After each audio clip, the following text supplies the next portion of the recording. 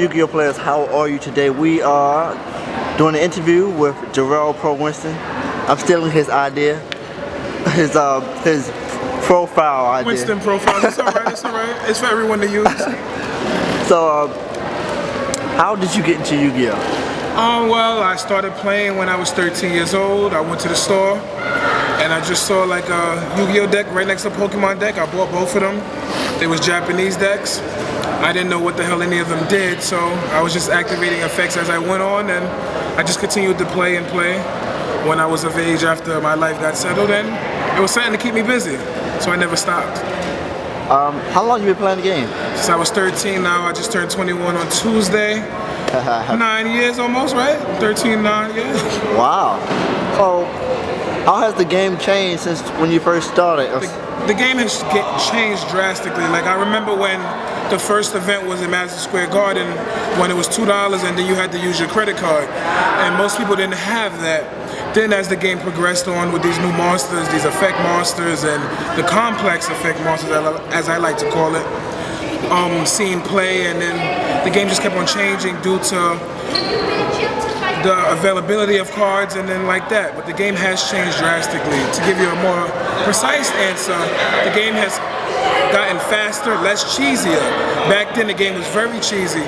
I remember when I made a Chaos Dragon Cyberjar deck that I saw one of the pro players play around my area with 3 Book of Taiyus, 3 Book of Moons, and like stuff like that, but it was in Japanese, of course. But it was very relying on the Shallow Grave Cyberjar, Book of Moon, Book of Taiyu, Book of Moon, Sacred Crane, Draw 1, Chaos Dragon, Blow Up for deck out. Now, alright, how many YCS or how many major event tops do you have? I have 7 combined tops. My first one was the first event under Konami, April 2009. I was in Anaheim, California. I came in 2nd place there. Florida, I came in top 16. That was my 2nd one. I played Light Swans in both events. And my 3rd one was SJC, the anniversary of the 75th one. I came in 5th place there. I lost to Billy Break. My 4th one was Dallas, Texas. I played Samurais, my first YCS. And then I went on to top, Nationals. I came in 3rd there. Then I went on to top Worlds. I came in 5th there. And I just topped Indy with Gears. So, yeah. I just lost my questions. So, what do you do besides Yu-Gi-Oh? I'm a full-time student. I go to college. I have 2 more months to go, and then I graduate. I get to add on another ring to the side, 14 karat gold. That shit was $1,200. Wow. But financial aid paid for it because I ain't got that type of money. I take care of my mother full time.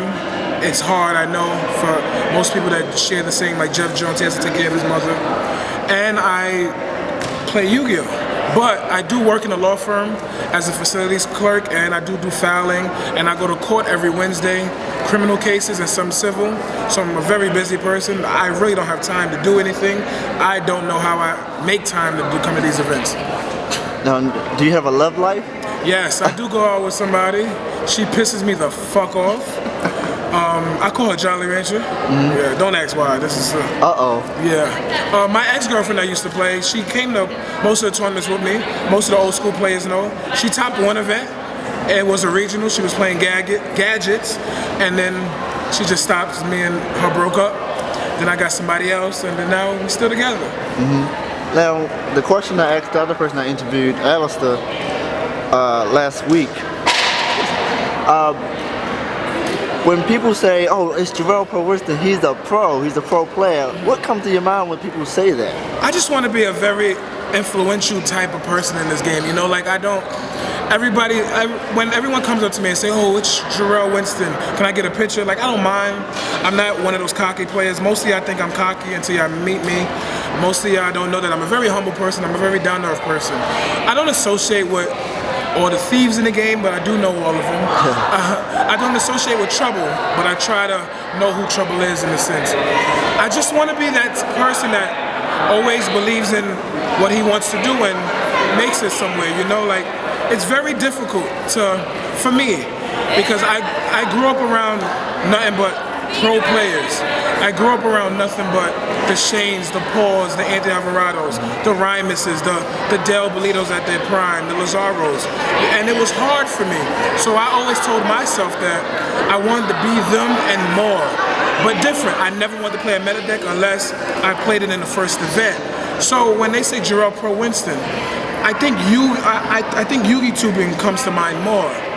But I do know that as of recent, it's just a best of both worlds rather. And a lot of people come up to me and shake my hand, especially about that foster care video, you know, like a lot of people talk about that. Some guy yesterday cried on my shoulders and he just said, Gerald, I just want you to hug me because you allowed me to believe that I can make it, you know. Those are comments that I like to hear. I don't like to hear, oh Gerald, well, I won a YCS because of you. Half the people and playing in the top 16 right now and in the top 8 mimicked my deck, and that meant something to me. 2 of them that topped it in my hotel room as we speak. I posted on Facebook, and tell me if I'm talking too much. I posted on Facebook the other day that you will not top YCS Rhode Island if you don't play Phoenix Shane. I got a lot of hate mail from the pro players because they told me not to say nothing, but I felt obligated, you know, because pro players stick together, and I don't want to be one of those pro players, and that's why I said to myself, I want to be a different pro player. I want to be a self-proclaimed pro. I want to be one that helps out everybody, similar to the people's champion, similar to the voice of the voiceless, and that's what I try to stand by. I know every day I'm going to get hate. I know every day I'm going to get love, but I don't respond to hate videos. I don't respond to the negativity because I can't change anyone's opinion. If you think I'm a fat slob, then you're going to think that. If you think I'm a gay guy, you're gonna think that, you know, like there's nothing that I can do to change what you believe except to tell you how it is, and then I let you decide. But Pro Winston, when that comes to mind, is just someone that's there for everybody, and I applaud all my supporters who's been there for me, because I wouldn't be nobody without them. People think that I'm good because of or the people that I play testing, or the pro players. Those pro players can only get you so far. You know, there's a couple of times where I went against the grain and I decided not to do what they did. Why? Because they're pro and I'm not. I'm a self-proclaimed pro. There's a difference. Now, 2 more questions. The hair. What's up? Japan. I wanted to do something to represent us. I was trying my best. I did not do so well in Worlds, but I did top. I topped by luck. But I still tried my best to represent, and I wanted to do something memorable. And I thought about a haircut. Mostly I know me from my famous designs in my hair. I had Pro Winston in my hair, I had YCS, I had SJC. Mostly I remember me from having long hair and braids, but yeah, that was back in the day. I just love designs, and I love to be like, yo, Jerome, what are you doing? Because I love the answer. I just wanted to do what I wanted to do. In Japan, while I was there, we was partying, and the Japanese girls was like, "Ooh, you got nice hair, you got nice hair," and they was grabbing the mohawk, and I decided to do it again, and I decided to dress up with it. This is a new look for me this weekend, and I just wanted to be different. But I love hair designs, and it was something free from my female barber. I don't go to guy barbers. I go to a beauty salon, and I know 2 females that I know since I've been growing up who always did my mother's hair. And she just said, Gerald, let's do this, and I let her do it. I just close my eyes and wake up, and there it is. All right. Is there anything else you want to say? I just want to tell people to never give up. I just want to tell people that you may live around all the best players in the world. I know I do. You may talk to all the best players in the world. I know I do. But that does not mean you have to play like them. That does not mean you have to pick up the meta and play like that, you know? And for instance, if a new deck named Woodens came out tomorrow, you know, and then there was a YCS next week, and everyone topped that YCS with Woodens, don't go and play the deck next event. If you didn't believe in the deck when it first came out, don't copy what they did to make it your own, you know, because there's no satisfaction. I don't know how people are satisfied by topping with windups. It's, come on, like, I can activate the cards, but I wouldn't want to take credit for it. You just have to play with what you believe. There were so many people who told me not to play light swings when I did, over and over. Someone told me my Petco deck was bad. I had 3 pro players curse me out that morning in Jersey when I fell down the stairs when I was drunk playing, when I went undefeated. But that's something that I made. I know the ins and outs. You make what you need to do, you play how you need to play, and can't no one tell you better, you know, because you did it, you had the balls to play it. I lost to someone earlier, I'm not mentioning the names, who was playing light race. That person could have played me with anything, you know? That person could have busted my ass with windups, and then I would have looked at them like, okay, well, you beat me with windups. But he beat me with something unique. And this is what I mean. You travel around the world to be you. Don't travel around the world to be the next person, you know? Because I understand one thing in this game, and that's to believe in your heart.